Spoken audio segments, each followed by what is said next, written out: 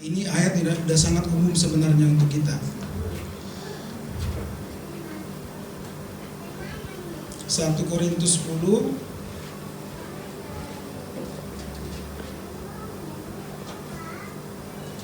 ayat 13.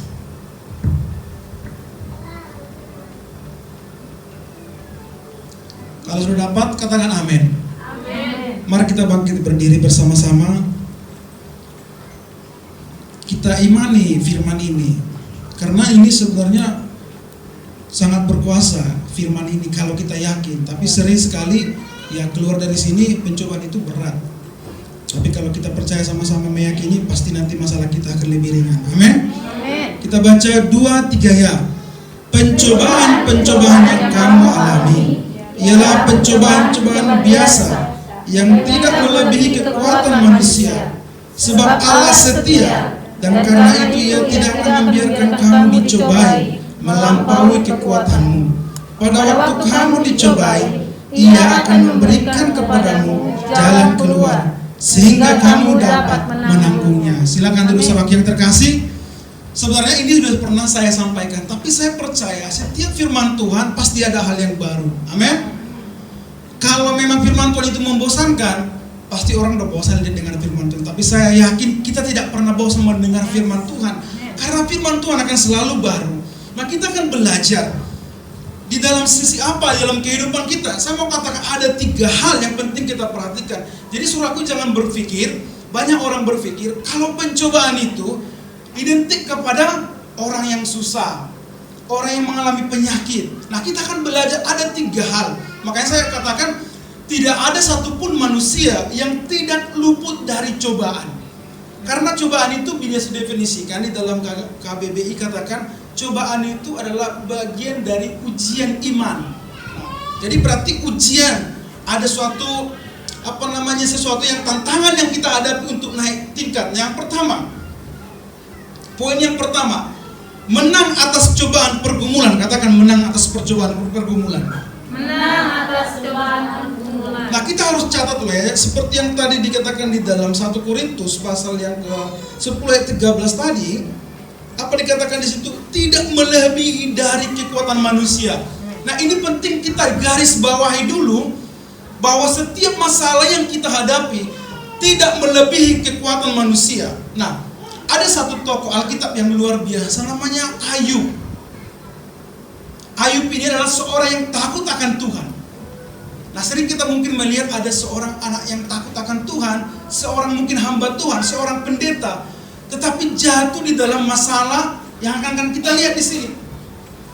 Dikatakan di situ di dalam Ayub 1 ayat 20 sampai 22. Maka berdirilah Ayub lalu mengoyakkan jubahnya dan mencukur kepalanya, kemudian ia sujud dan menyembah. Katanya, dengan telanjang aku keluar dan dari kandungan ibuku, dengan telanjang juga aku akan kembali ke dalamnya. Tuhan yang memberi, Tuhan yang mengambil. Terpujilah nama Tuhan. Dalam kesemuanya itu, Ayub tidak berbuat dosa dan tidak menuduh Allah berbuat yang kurang patut. Nah, kita buka dulu flashback di dalam Ayub tadi ya. Ayub pasal yang pertama. Kita akan lihat perjalanan yang dialami Ayub. Di pasal yang pertama ayat 13 saya akan bacakan.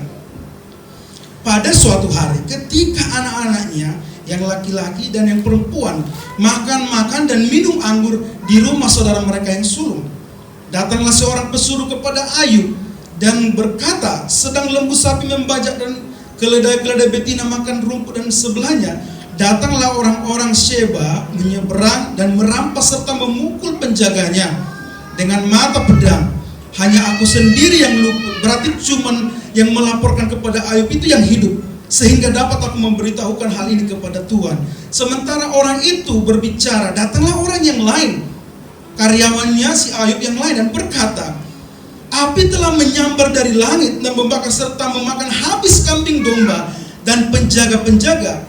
Hanya aku sendiri yang luput, sehingga aku dapat memberitahukan hal ini kepada Tuhan. Sementara datang lagi karyawan yang ini berbuntut-buntut datang di waktu yang sama. Sementara datanglah yang berbicara, datanglah orang yang berkata, orang-orang Kasdim membentuk 3 pasukan, lalu menyerbu unta-unta dan merampasnya serta memukul penjaganya dengan mata pedang. Hanya aku sendiri yang luput sehingga dapat memberitahukan hal ini kepada Tuan. Sementara orang itu berbicara, datang lagi karyawannya yang lain. Dikatakan di situ, anak-anak Tuan yang laki-laki dan perempuan sedang makan-makan dan minum anggur di rumah saudaranya mereka yang sulung. Maka tiba-tiba angin ribut bertiup dari seberang padang gurun. Rumah itu dilandanya dengan 4 penjurunya dan roboh menimpa orang-orang muda itu sehingga mereka mati. Hanya aku sendiri yang luput sehingga dapat memberitahukan hal ini kepada Tuhan. Suatu masalah. Apa permasalahanmu? Kecil, nggak sampai seperti yang dialami dia. Anaknya semua mati. Tapi saya luar biasanya kita belajar dari pergumulan yang dialami Ayub.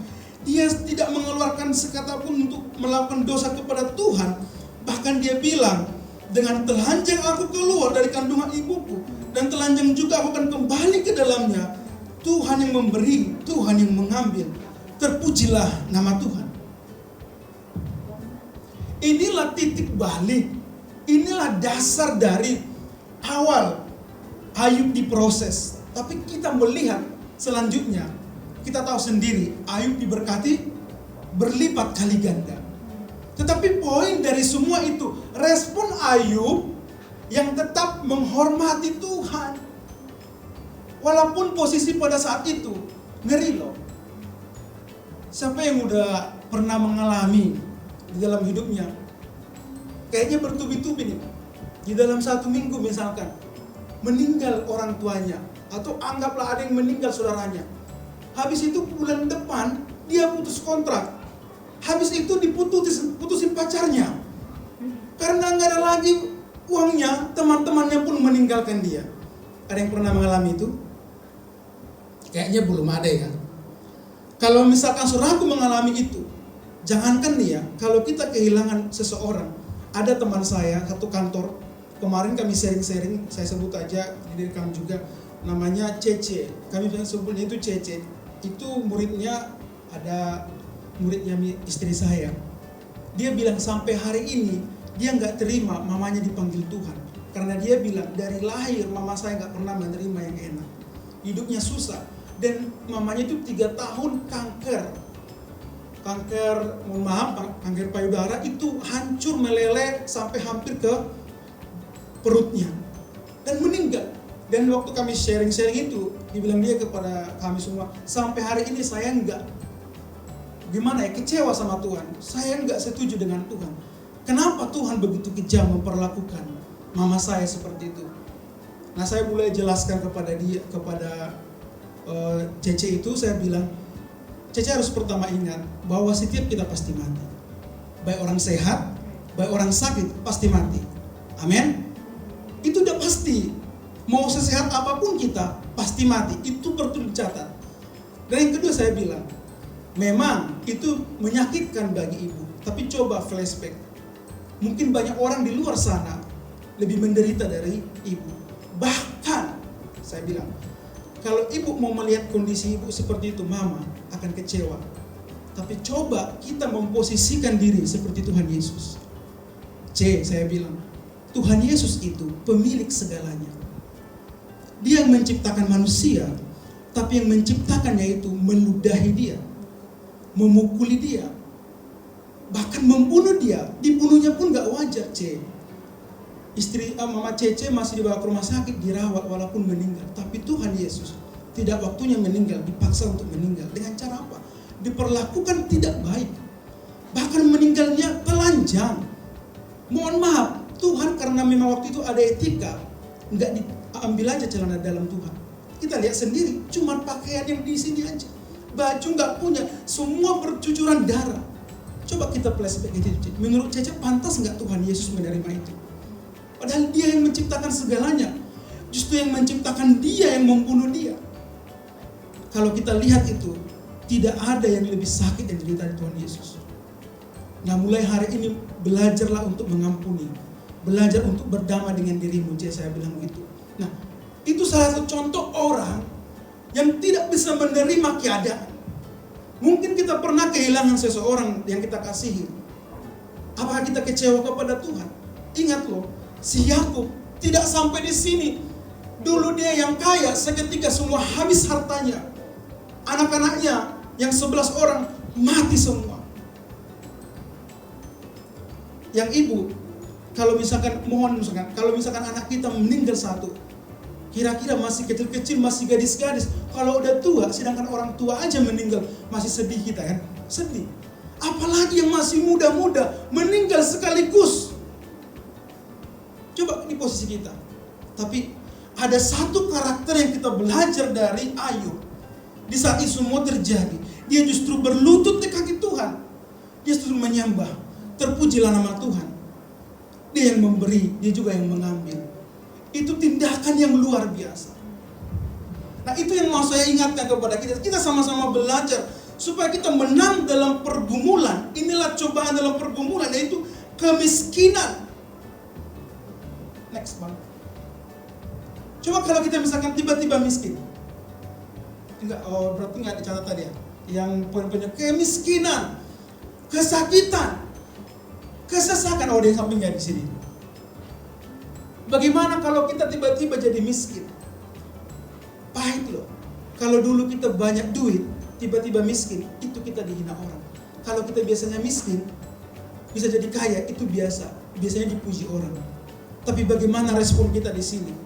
Dulu kita mungkin ditang orang, dulu si Anu itu banyak loh mobilnya, banyak hartanya.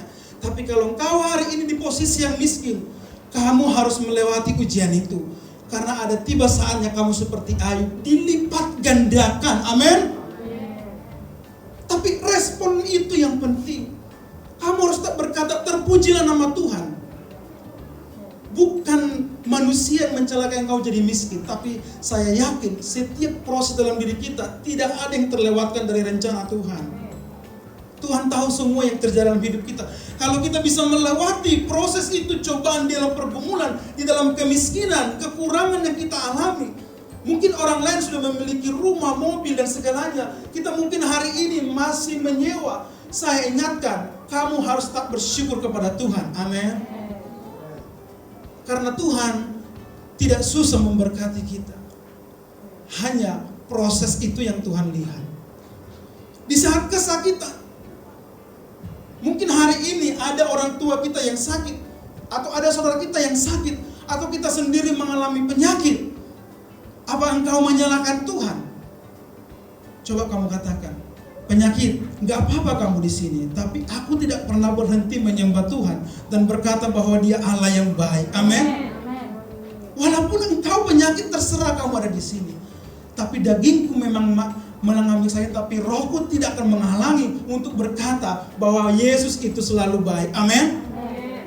Nah, itu respon itu yang Tuhan lihat. Dan saya belajar dari kebenaran firman Tuhan ya, yang sudah kita baca sampai Keluaran pasal 18 hari ini.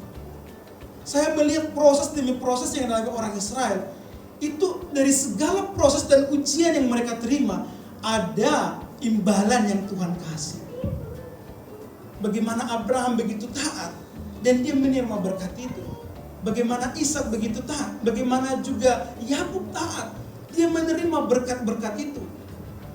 Ada konsekuensi di saat sesuatu yang tidak kita harapkan tidak terjadi dalam diri kita, tapi kita selalu bersyukur. Kita katakan Yesus baik. Percayalah, kamu sedang mengalami lawatan Tuhan.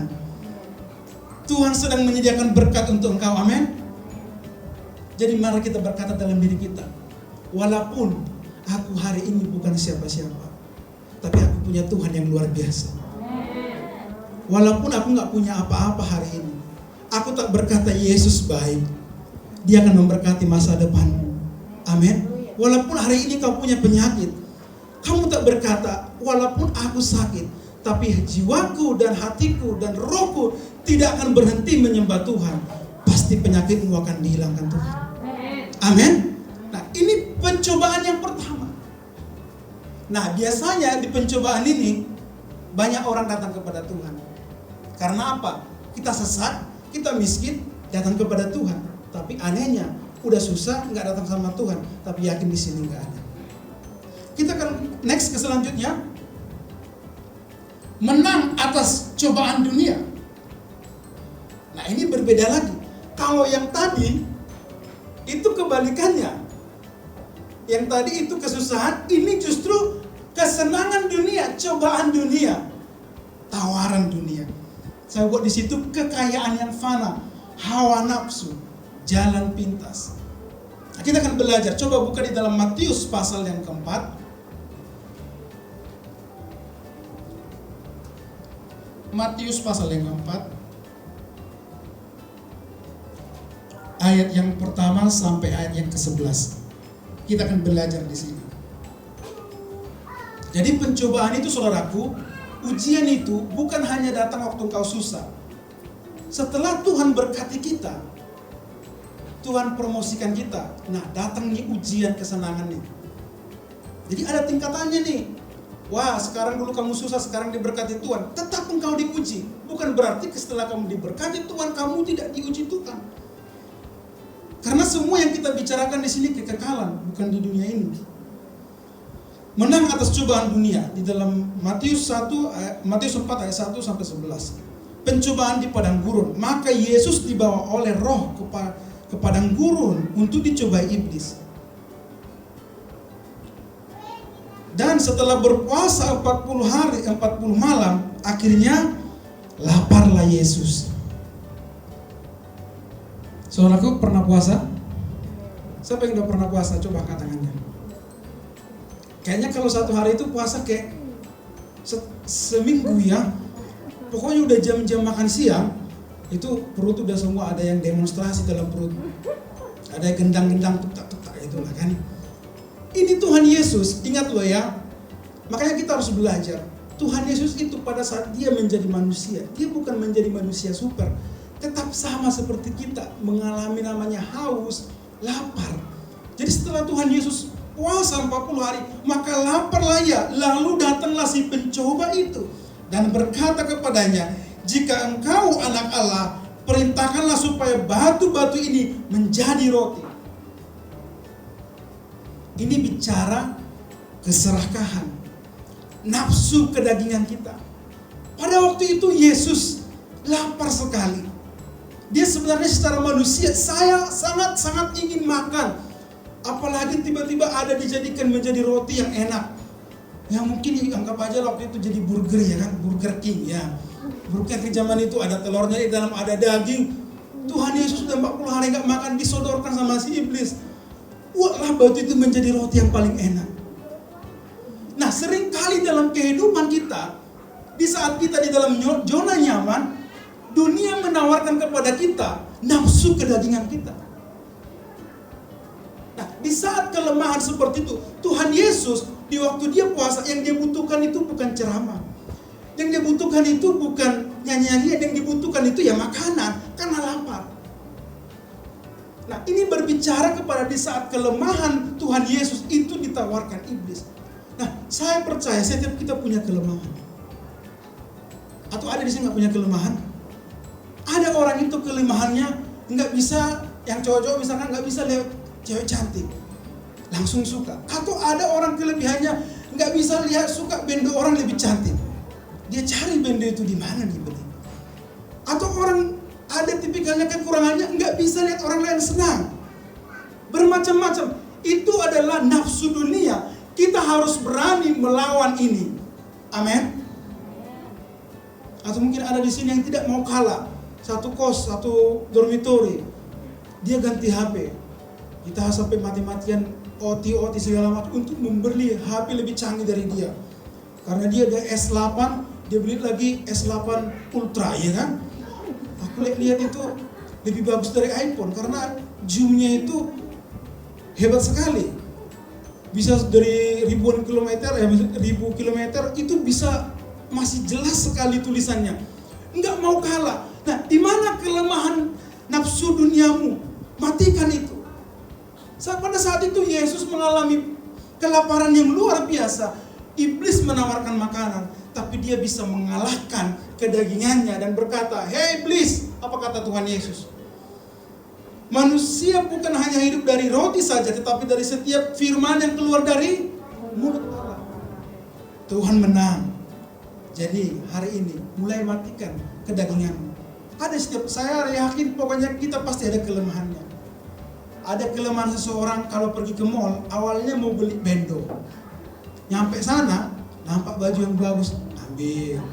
Masih mikir-mikir kan, mikir dia kayak di ATM-ku masih ada 5 juta itu. 5.600.000, oh yang 600 itu aku ambil dulu. Beli ada baju, beli ada tas. Akhirnya mentok-mentok habis 2,5 juta. Itu masih di hari Minggu. Ada pula lagi teman yang ngajak di minggu yang lalu, masih ada 3 minggu lagi mau gajian ini. Akhirnya di akhir bulan tinggal sisa 150.000. Nggak jadilah pungu-pungu turbur. Nggak jadi beli anting-anting sama kalung untuk persiapan menikah. Karena apa? Nafsu. Makanya mulai matikan nafsu kita. Karena ini adalah cobaan untuk kita dipercayakan Tuhan yang lebih. Selanjutnya, kemudian iblis membawa ke bait suci dan menempatkan dia di bangunan bait Allah.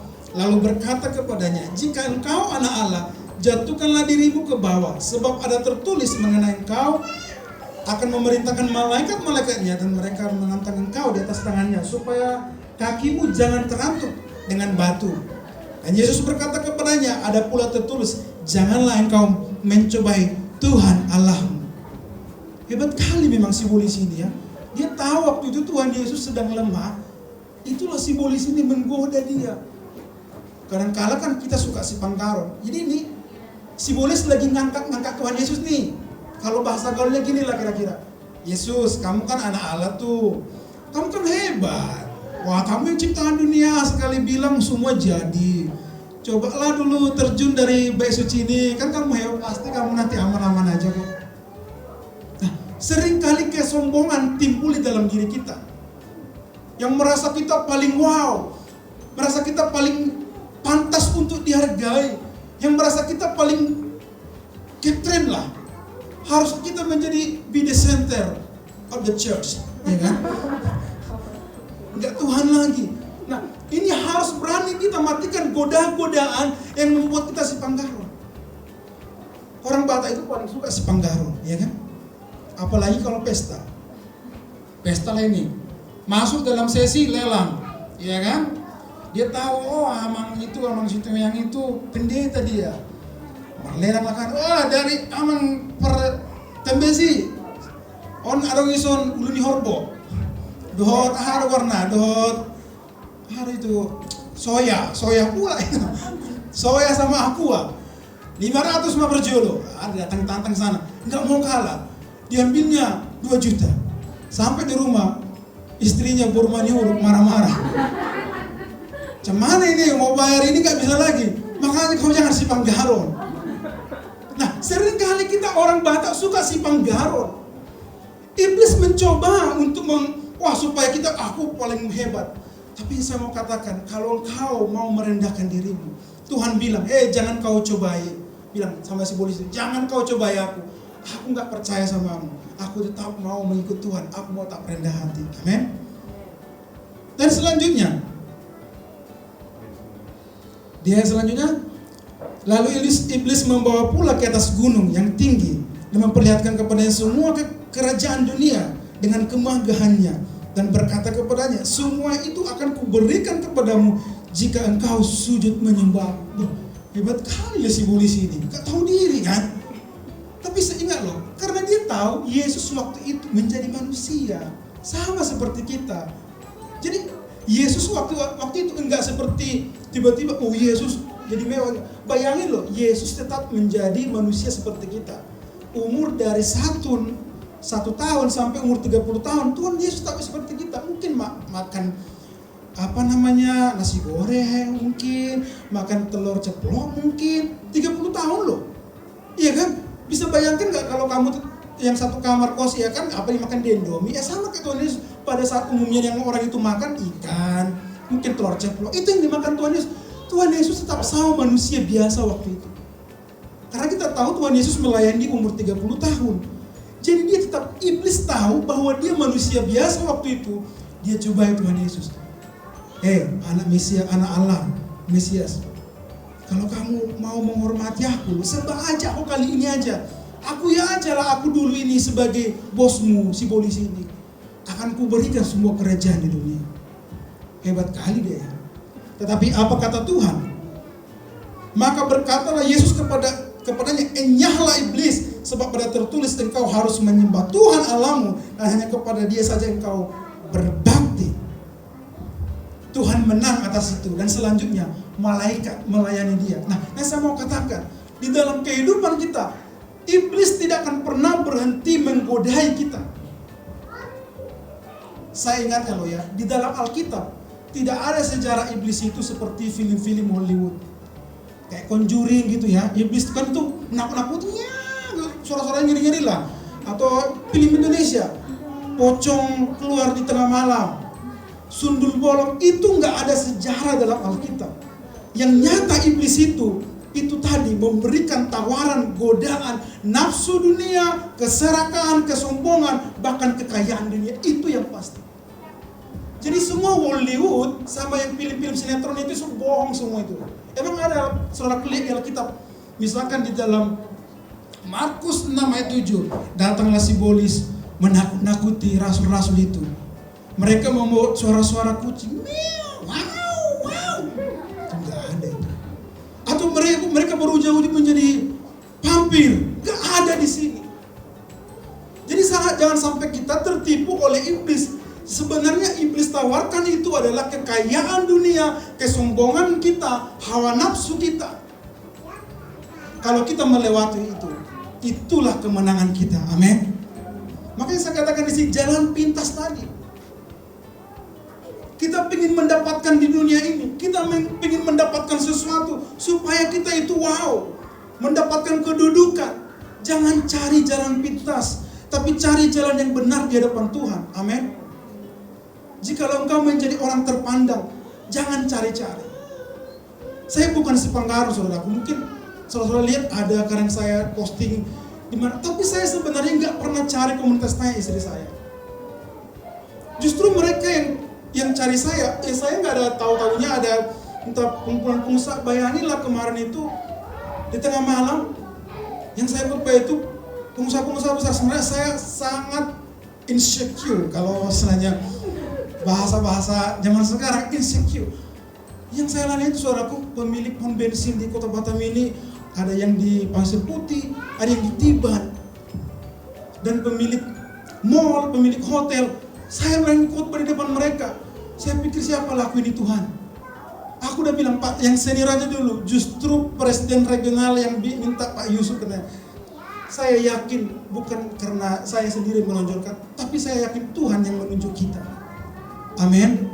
Jadi saya ingatkan kita kepada semua, siapapun kita di tempat ini, mari kita belajar tidak mau tergiur dengan keinginan untuk dihormati, keinginan untuk dibangga-banggakan. Tuhan sendiri akan mengangkat kita. Amin. Seperti Pak Grace. Siapa yang berpikir dia menjadi hamba Tuhan? Tidak ada dia dulu angkat-angkat dirinya, tapi Tuhan yang angkat dia. Kita pun bisa. Saya bilang Pak Gonggong bisa aja digembala nanti dia di Puskokar. Aku selalu perkatakan yang baik-baik loh untuk Bapak itu. Mungkin kita berpikir kita siapa hari ini, karena setiap kita Tuhan yang angkat kita. Kalau kita yang angkat kita capek, kita angkat turun lagi. Namanya gravitasi bumi. Coba kamu angkat dirimu, nggak akan naik kamu ke atas. Tapi kalau Tuhan yang angkat kita, nggak ada yang bisa turunkan kita. Amin. Jadi teruslah datang kepada Tuhan, lewati ujian ini. Tapi ada satu yang gagal di saat mengalami pencobaan, yaitu kesenangan dunia. Itu siapa?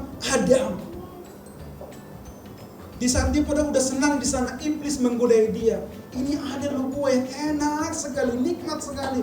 Nanti kalau kamu makan ini, kamu tahu nanti mana yang baik dan jahat. Nanti kamu bisa menjadi seperti Allah. Iblis tergoda dengan makanan itu. Dia lebih menuruti nafsunya. Akhirnya apa? Adam gagal. Tapi yang mau siapa yang mau seperti Tuhan Yesus, menang atas segala godaan itu. Jadi persepsi kita harus benar ya. Kalau kamu di kamar di kosan, kalau bunyi-bunyi pintu nggak usah kamu pusing. Bisa aja ada tikus. Alkitab bilang nggak ada isi iblis itu menakut-nakuti. Nggak ada sejarahnya. Justru dia nyatanya menggoda seperti istri Potifar. Cup. Masuk kamar ya, masuk kamar. Itu kalau ada misalkan yang cowok-cowok nih menggoda kamu, ya kamu harus berani patahkan dalam nama Yesus sambil tutup mata. Ya kan sekarang kita di zaman era teknologi, kadang nggak kita harapkan untuk melihat sesuatu yang buruk, nampak dia iklan-iklan apalah segala macam. Ya kita jangan sampai terikut-ikut. Digeser ke atas, misalnya muncul lagi. Kita sering-seringan. Kalau kita tahu ada kekurangan kita, mari lepaskan semuanya. Amin. Karena itu tadi, kalau kita menang di dalam godaan kesenangan dunia itu, kita pasti menerima berkat yang luar biasa. Nah, selanjutnya, menang atas cobaan kesombongan rohani. Katakan kesombongan rohani. Kesombongan rohani. Ini kok nggak ada rohaninya ya? Di mana nih? Mungkin ketinggalan ya di rumah ya. Kalau nanti sampai rumah ambil lagi Bu. Tapi yang saya tulis di sini, menang atas cobaan kesombongan rohani. Nah ini penting juga. Tadi kan meningkat saya bilang. Mulai dari kita nggak punya apa, miskin, menderita, Tuhan mungkin mulai berkati kita. Dipromosikan, masuklah kita ke pekerjaan yang baik, punya harta. Nah kita menang di sana tetap rendah hati walaupun kita diberkati. Masuk lagi ke tingkat lebih tinggi, rohani kita pasti meningkat juga kan? Nah kita akan belajar di dalam Yohanes 3 ayat 1 sampai 2. Demikian firman Tuhan. Adalah seorang Farisi yang bernama Nikodemus, seorang pemimpin agama Yahudi. Catat dulu yang pertama ini, adalah seorang Farisi yang bernama Nikodemus. Nah kita flashback, di saat itu pemimpin-pemimpin agama Yahudi atau ahli-ahli Taurat, orang Farisi adalah orang-orang yang sombong, yang paling merasa benar sendiri, tinggi hati, dan merasa orang lain itu orang berdosa. Nah ini sering terjadi di dalam kehidupan kita. Kita nih ya, kalau udah pelayan Tuhan lama, merasa orang yang di luar sana itu paling berdosa. Sampai ada dua orang Farisi seperti ini. Oh Tuhan, ya Allah kami bersyukur Tuhan. Kami adalah orang-orang yang takut akan Engkau. Kami tidak merokok Tuhan, kami tidak minum, kami tidak mabuk-mabuk seperti orang-orang itu. Tapi kami berpuasa kepadamu. Secara tidak langsung, kita adalah sombong rohani. Suka menuduh orang lain. Atau misalkan saya khotbah nih, misalkan saya cerita tentang kerendahan hati suami istri nih, anggaplah mungkin istrinya agak cerewet. Datang papinya kan, bapaknya, suaminya, Mi, untukmu itu. Makanya kamu jangan tinggi hati. Nah itu tipikal orang Farisi. Suka menuduh orang lain. Nah itu orang-orang Farisi doanya seperti itu. Wah kami bersyukur Tuhan, kami gak seperti orang itu, mabuk-mabuk, mereka itu mengucilkan, mereka itu pembunuh, mereka itu. Tapi Paulus berkata, akulah orang paling berdosa di antara orang paling berdosa. Coba buka dalam 1 Timotius 1 ayat 15. Satu orang membacakannya.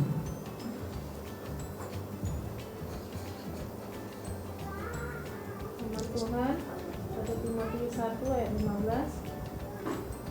Perkataan ini benar dan patut diterima sepenuhnya.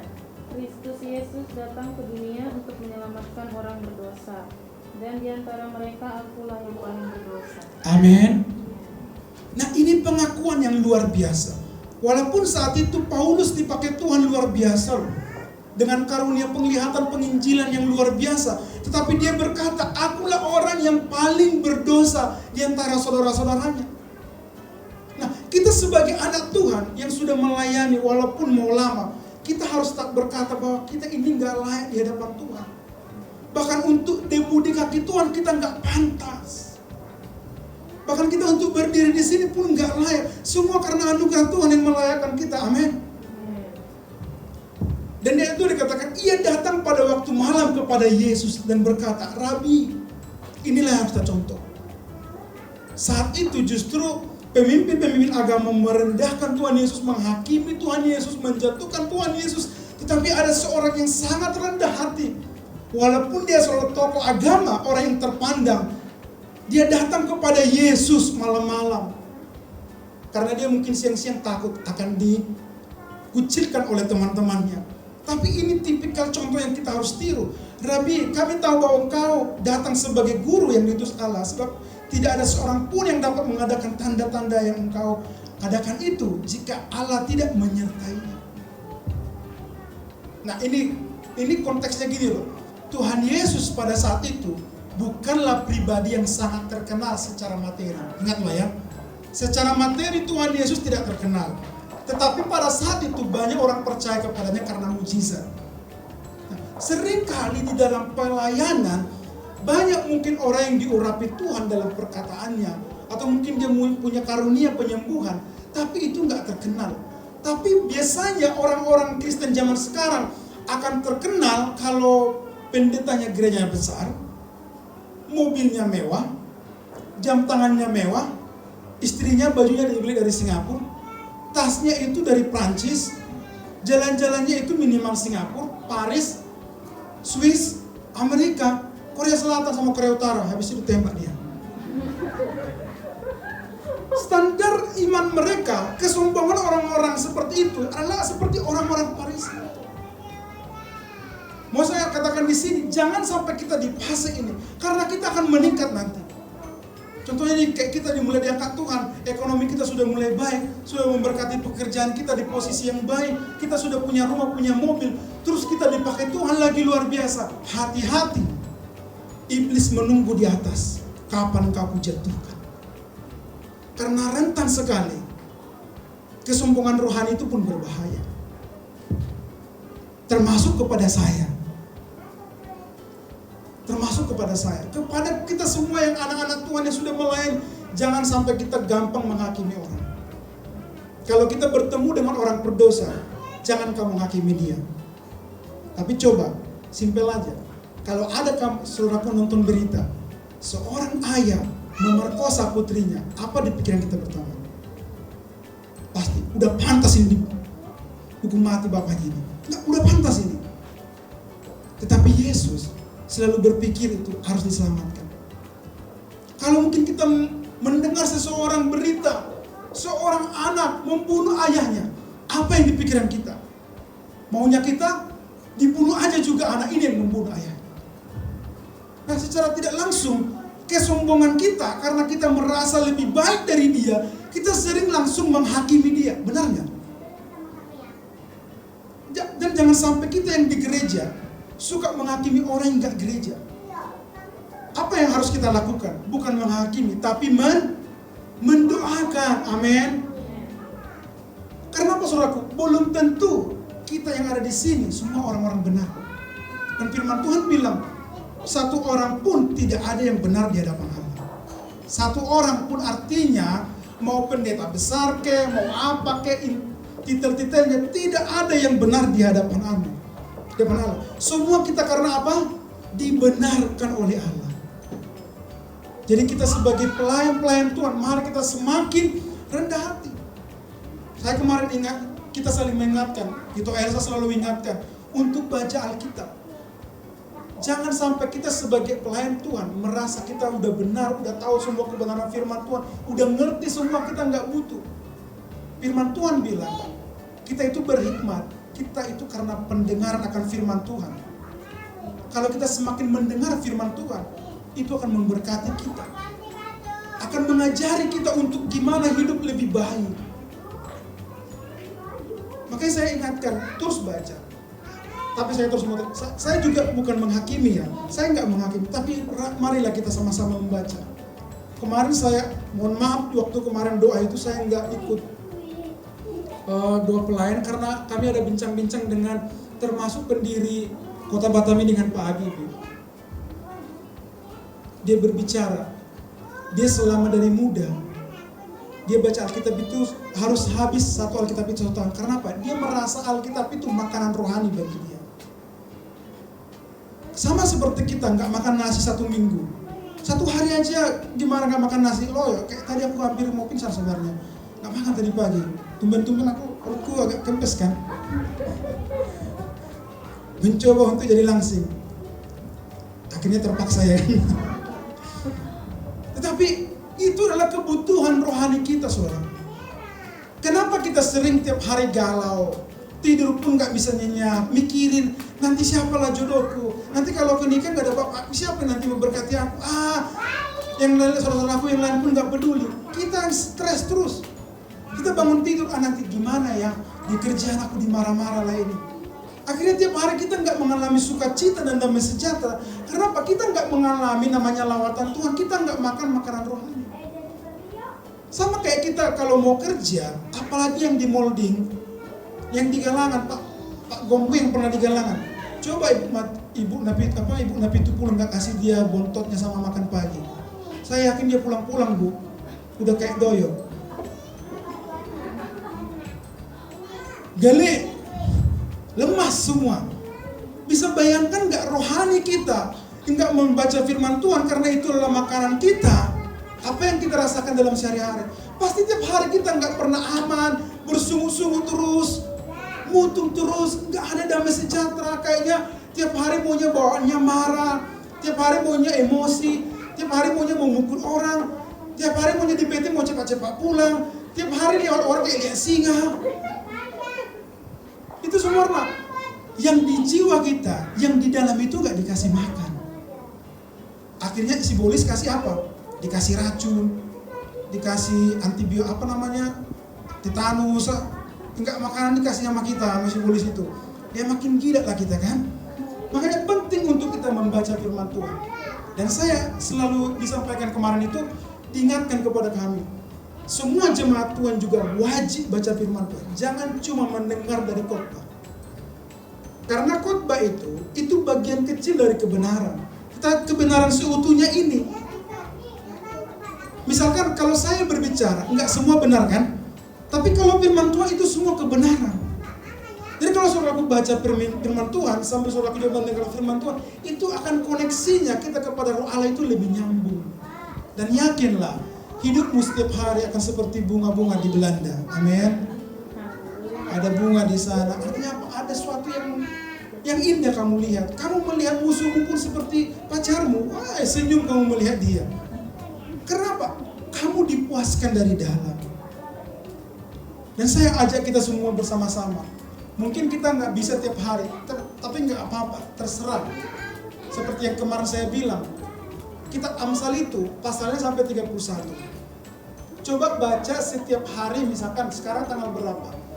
Tanggal 13 ya? Tanggal 7 ini, 13 besok Valentine gitu.